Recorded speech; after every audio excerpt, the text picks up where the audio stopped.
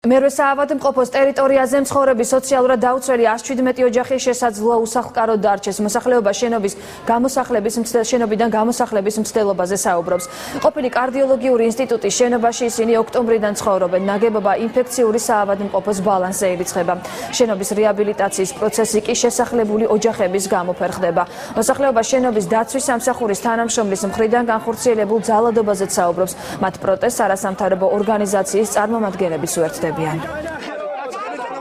Გვიკეტეს რკინის კარებით, გამოცვიდნენ ეს ბავშვები, გამოვიდა რატო გვიტეტავთ, წყალს არ დაგალეინებთ, საჭმელს სასადილოდან მოვიდა ქალი, არ უშვებდა, ის საჭმელი გადაუყარა იქეთ, ხო და გამოვედით ჩვენ მდგომარეში ეს ბავშვები აცვიდნენ ზევით, მოვიდა ეს კახა ხარაული და წადით აქედან სულ ყველანიო, აქ არავის არ შემოგიშვებთო და ის აქაურ მაცხოვრებელ ბიჭებზე ხელით გაიწია და ჩაარტყა.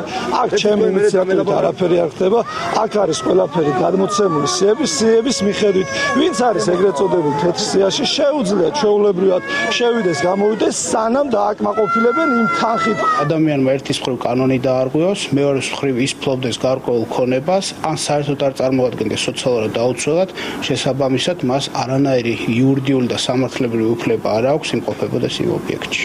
გარკვეული ოჯახების, რომლებიც სოციალურ დახმარებას ღებულობენ ამ მისამართზე და იმყოფებიან სიღატაკის ზღვარს მიღმა, ჩვენ ვაწარმოებთ კონკრეტულად ამ შეფასთან მოლაპარაკებას, რომ არ მოხდეს ამ ხალხის იძულების წესით გამოყვანა და გარკვეული შეთავაზება გაუკეთოს შეფასთან.